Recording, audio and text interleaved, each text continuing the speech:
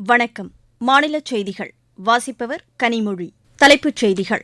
தமிழ் மொழி உலகின் தொன்மையான மொழியாக திகழ்வது இந்தியர்கள் அனைவருக்கும் பெருமை அளிப்பதாக பிரதமர் திரு நரேந்திர மோடி தெரிவித்துள்ளார். மத்திய அரசின் ஆயுஷ்மான் பாரத் திட்டத்தால் தற்போது ஏழைகளும் புற்றுநோய்க்கு உரிய காலத்தில் உயர் சிகிச்சை பெறுவதாக பிரதமர் கூறியுள்ளார். தமிழகத்தில் சட்டம் ஒழுங்கு முற்றிலும் சீர்குலைந்துள்ளதாக தகவல் ஒலிபரப்புத்துறை இணையமைச்சர் திரு எல் முருகன் கூறியுள்ளார். தூத்துக்குடியில் அமைக்கப்பட்டுள்ள மினி டைடல் பூங்காவை முதலமைச்சர் திரு மு க ஸ்டாலின் இன்று திறந்து வைத்தார். உலக ரேபிட் செஸ் சாம்பியன் போட்டியின் மகளிர் பிரிவில் இந்தியாவின் கோனேரு ஹம்பி பட்டம் வென்றுள்ளார். இனி விரிவான செய்திகள். தமிழ் மொழி உலகின் தொன்மையான மொழியாக திகழ்வது இந்தியர்கள் அனைவருக்கும் பெருமை அளிப்பதாக பிரதமர் திரு நரேந்திர மோடி தெரிவித்துள்ளார். அகில இந்திய வானொலியில் இன்று ஒலிபரப்பான மக்களிடையே மனம் திறந்து பேசும் மன் கி பாத் நிகழ்ச்சியில் உரையாற்றிய அவர் இதனை தெரிவித்தார். உலகின் பல்வேறு நாடுகளிலும் தமிழ் மொழியை கற்போரின் எண்ணிக்கை தொடர்ந்து அதிகரித்து வருவதாக கூறிய பிரதமர், ஃபிஜி நாட்டில் மத்திய அரசின் உதவியோடு தமிழ் மொழி கற்பிக்கப்படுவதாகவும் கூறினார். மத்திய அரசின் ஆயுஷ்மான் பாரத் திட்டத்தால் தற்போது ஏழைகளும் புற்றுநோய்க்கு உரிய காலத்தில் உயர் சிகிச்சை பெற முடிவதாக கூறினார். எனதருமை நாட்டு மக்களே, இப்போது பாரதத்தில் சரியான காலத்தில் புற்றுநோய்க்கான சிகிச்சையை தொடங்குவதற்கான சாத்தியக்கூறு கணிசமாக அதிகரித்துவிட்டது. குறித்த காலத்தில் என்றால் புற்றுநோயால் பாதிக்கப்பட்டவர்களுக்கான சிகிச்சை 30 நாட்களுக்கு உள்ளாக தொடங்குவது என்பதுதான்.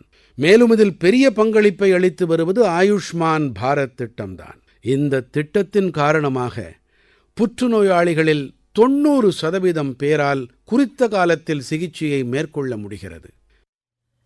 அரசின் நடவடிக்கைகளால் மலேரியா பாதிப்பால் ஏற்படும் உயிரிழப்பும் 80% குறைந்திருப்பதாக பிரதமர் தெரிவித்தார். எனதருமை நாட்டு மக்களே, மலேரியா என்ற நோய் 4000 ஆண்டுகளாக மனித சமூகத்திற்கே ஒரு பெரும் சவாலாக இருந்து வருகிறது. சுதந்திரமடைந்த காலகட்டத்தில் இது நமது மிகப்பெரிய சுகாதார சவால்களில் ஒன்றாக இருந்தது. 1 மாதம் முதல் 5 ஆண்டுகள் வரையிலான குழந்தைகளின் உயிர் குடிக்கும் அனைத்து தொற்று நோய்களில் மலேரியாவுக்கு 3வது இடம். இன்று நாட்டு மக்கள் அனைவரும் இந்த சவாலை தீவிரத்தோடு எதிர்கொண்டார்கள், முன்னேற்றமும் கண்டார்கள் என்பதை பகிர்ந்து கொள்வதில் எனக்கு பேருவகை ஏற்படுகிறது. உலக சுகாதார நிறுவனத்தின் அறிக்கை என்ன கூறுகிறது தெரியுமா? பாரத நாட்டில் 2015ஆம் ஆண்டு தொடங்கி 2023ஆம் ஆண்டிற்குள்ளாக மலேரியா பாதிப்பு விஷயங்கள் மற்றும் இதனால் ஏற்படும் இறப்புகளில் 80% வீழ்ச்சி காணப்பட்டிருக்கிறது. மக்கள் ஒன்றுபட்டு பணியாற்றினால் சமூகத்தில் மாற்றத்தை ஏற்படுத்தலாம் என்று குறிப்பிட்ட திரு நரேந்திர மோடி, ஒடிஷா மாநிலம் கலஹண்டியில் விவசாயிகள் உருவாக்கியுள்ள உழவர் உற்பத்தியாளர் அமைப்பின் மூலம் அப்பகுதி காய்கறி உற்பத்தி மையமாக உருவெடுத்துள்ளது என்றார். எனதருமை நாட்டு மக்களே, இன்று 200க்கும் மேற்பட்ட விவசாயிகள் இந்த அமைப்போடு இணைந்திருக்கிறார்கள். இதிலே 45 பெண் விவசாயிகளும் அடங்குவார்கள். இவர்கள் இணைந்து 200 ஏக்கரில் தக்காளி சாகுபடியை மேற்கொண்டு வருகிறார்கள். 150 ஏக்கர் பரப்பில் பாகற்காயை சாகுபடி செய்கிறார்கள். இந்த அமைப்பின் ஆண்டு வருவாயும் கூட 1.5 கோடியையும் தாண்டிவிட்டது.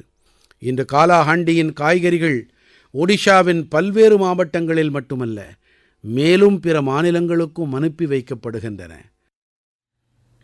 ஒரு காலத்தில் மாவோயிஸ்டுகளின் பிடியில் சிக்கியிருந்த பஸ்தர் பகுதியில் நடத்தப்பட்ட ஒலிம்பிக் போட்டியால் அப்பகுதியில் ஒரு புதிய புரட்சி உருவெடுத்துள்ளது என்றும் பிரதமர் தெரிவித்தார். எனதருமை நாட்டு மக்களே, நமது பஸ்தர் பகுதியில் ஒரு வித்தியாசமான ஒலிம்பிக் போட்டி தொடங்கப்பட்டிருப்பது பற்றி கேள்விப்பட்டிருக்கிறீர்களா? ஆமாம், முதன்முறையாக பஸ்தர் ஒலிம்பிக்ஸ் வாயிலாக பஸ்தரில் ஒரு புதிய புரட்சி பிறப்பெடுத்து வருகிறது. என்னை பொறுத்தமட்டில் மிக சந்தோஷமான விஷயம் என்னவென்றால், பஸ்தர் ஒலிம்பிக்ஸ் என்ற கனவு மெய்ப்பட்டிருக்கிறது என்பதுதான்.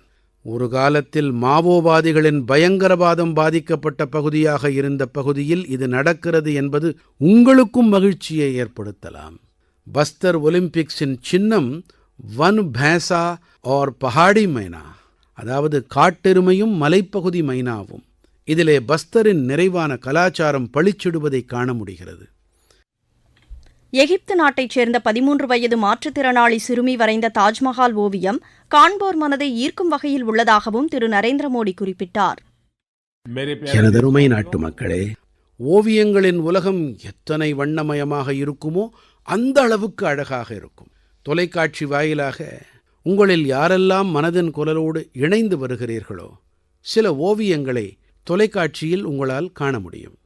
இந்த சித்திரங்களில் நமது தெய்வங்கள், நடனக் கலைகள் மற்றும் மாமனிதர்களைக் கண்டு உங்கள் உள்ளங்கள் உவப்பெய்தும். இவற்றிலே பாரத நாட்டில் இருக்கும் உயிரினங்கள் தொடங்கி நிறைய விஷயங்களை உங்களால் காண முடியும். இவற்றில் தாஜ்மஹலின் ஒரு அற்புதமான ஓவியமும் அடங்கும். இதை 13 வயதே ஆன ஒரு குட்டி பெண் வரைந்திருக்கிறாள். இந்த மாற்றுத்திறனாளி குழந்தை தனது வாயால் இந்த ஓவியத்தை வரைந்திருக்கிறாள் என்பதறிந்தால் நீங்கள் திகைத்துப் போவீர்கள். மிகவும் சுவாரஸ்யமான விஷயம் என்னவென்றால், இந்த ஓவியங்களை வரைந்தவர்கள் பாரத நாட்டினர் அல்ல, எகிப்து தேசத்தைச் சேர்ந்த மாணவர்கள். பிரதமர் ஆற்றிய இந்த உரையின் முழு தமிழாக்கம் சென்னை அகில இந்திய வானொலியில் இன்று இரவு 8 மணிக்கு மறு ஒலிபரப்பு செய்யப்படுகிறது. தமிழகம் மற்றும் புதுச்சேரியில் உள்ள அனைத்து வானொலி நிலையங்களும் இதனை அஞ்சல் செய்யும். நீங்கள் கேட்டுக்கொண்டிருப்பது மாநில செய்தி அறிக்கை. நாட்டின் ஒற்றுமையை அறிவுபூர்வமாக மட்டுமின்றி அனுபவ ரீதியாகவும் புரிந்து கொள்வதற்காகவே பாரத தர்ஷன் குடும்ப சங்கமம் நடத்தப்படுவதாக நாகாலாந்து ஆளுநர் திரு இல கணேசன் கூறியுள்ளார். ஈரோட்டில் நடைபெற்ற பாரத தர்ஷன் விழாவில் பங்கேற்ற பின்னர் செய்தியாளர்களிடம் பேசிய அவர், மக்கள் அனைவரும் நாட்டின் முக்கிய பகுதிகளுக்குச் சென்று அந்த பகுதியில் உள்ள முக்கிய இடம் மற்றும் மக்களை சந்திக்க வேண்டும் என்றார். தமிழகத்தில் சட்டம் ஒழுங்கு முற்றிலும் சீர்குலைந்திருப்பதாக தகவல் ஒலிபரப்புத்துறை இணையமைச்சர் திரு எல் முருகன் கூறியுள்ளார். சென்னையில் இன்று செய்தியாளர்களிடம் பேசிய அவர், மதுபானம் மற்றும் போதைப் பொருட்கள் விற்பனையால் சட்டம் ஒழுங்கு என்பதே கேள்விக்குறியாகியுள்ளது என்றார். மத்தியில் பிஜேபி ஆட்சி அமைத்த பிறகுதான் அரசியல் சாசன சிற்பி அம்பேத்கரின் வாழ்க்கை தொடர்பான அனைத்து இடங்களும் நினைவிடங்களாக மாற்றப்பட்டுள்ளது என்றும் திரு எல் முருகன் தெரிவித்தார். தூத்துக்குடியில் 32 கோடியே 50 லட்சம் ரூபாய் செலவில் அமைக்கப்பட்டுள்ள மினி டைடல் பூங்காவை முதலமைச்சர் திரு மு.க. ஸ்டாலின் இன்று திறந்து வைத்தார். சுமார் 63,000 சதுர அடி பரப்பளவில் தரைத்தளம் மற்றும் 4 தளங்களுடன் இந்த டைடல் பூங்கா கட்டப்பட்டுள்ளது. இது தென் தமிழகத்தின் முதலாவது மினி டைடல் பூங்காவாகும். இதன் மூலம் ஆயிரக்கணக்கான இளைஞர்களுக்கு வேலைவாய்ப்புகள் கிடைக்கும் என்று தெரிவிக்கப்பட்டுள்ளது. அரசு பேருந்துகளில் ஜிபிஎஸ் கருவி பொருத்தும் திட்டம் விரைவில் மாநிலம் முழுவதும் விரிவுபடுத்தப்படும் என போக்குவரத்துத்துறை அமைச்சர் திரு சிவசங்கர் தெரிவித்துள்ளார். திருச்சியில் செய்தியாளர்களிடம் பேசிய அவர், இத்திட்டம் தற்போது சென்னையில் வெற்றிகரமாக நடைமுறைக்கு வந்துள்ளது என்றார். முன்பு பண்டிகை காலங்களில் ஆம்னி பேருந்துகளில் கூடுதல் கட்டணம் வசூலிக்கப்பட்டதாக எழுந்த புகாரின் பேரிலேயே தனியார் பேருந்துகளை ஒப்பந்த அடிப்படையில் இயக்கி பிரச்சினைக்கு தீர்வு காணப்பட்டதாக அவர் கூறினார். மேலும் சென்னையிலிருந்து கேரள மாநிலம் வைக்கத்திற்கு 2 நேரடி பேருந்துகள் இயக்கப்பட உள்ளதாகவும் திரு சிவசங்கர் தெரிவித்தார். புத்தாண்டு மற்றும் பொங்கல் பண்டிகையையொட்டி செகந்திராபாத்திலிருந்து வேளாங்கண்ணிக்கும் ஹூபல்லியிலிருந்து கன்னியாகுமரிக்கும் சிறப்பு ரயில்கள் இயக்கப்படும் என தெற்கு ரயில்வே அறிவித்துள்ளது. இதற்கான முன்பதிவு இன்று தொடங்கியது. மாவட்டச் செய்திகள். கோவை மாநகராட்சி பகுதியில் சுமார் 31 கோடி ரூபாய் மதிப்பிலான பல்வேறு வளர்ச்சித் திட்டப் பணிகளை மாநில அமைச்சர் திரு செந்தில் பாலாஜி இன்று தொடங்கி வைத்தார்.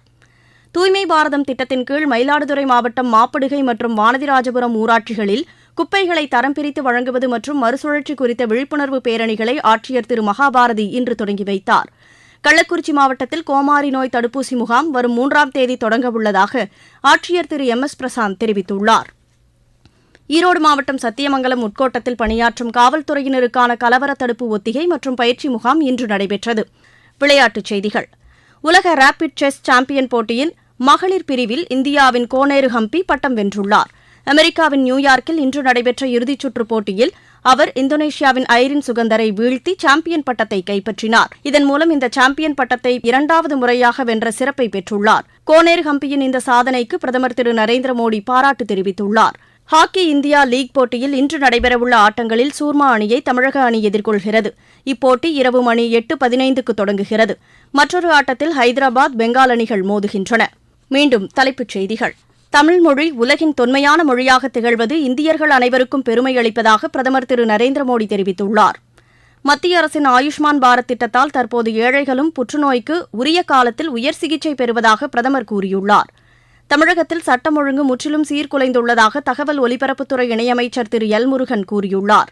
தூத்துக்குடியில் அமைக்கப்பட்டுள்ள மினி டைடல் பூங்காவை முதலமைச்சர் திரு மு.க. ஸ்டாலின் இன்று திறந்து வைத்தார். உலக ரேபிட் செஸ் சாம்பியன் போட்டியின் மகளிர் பிரிவில் இந்தியாவின் கோனேரு ஹம்பி பட்டம் வென்றுள்ளார். இத்துடன் இந்த செய்தி அறிக்கை நிறைவடைகிறது. எமது செய்திகளை சமூக வலைதள பக்கங்களில் ஏர் நியூஸ் சென்னை என்ற முகவரியிலும் RNU சென்னை என்ற யூடியூப் சேனலிலும் உடனுக்குடன் அறிந்து கொள்ளலாம்.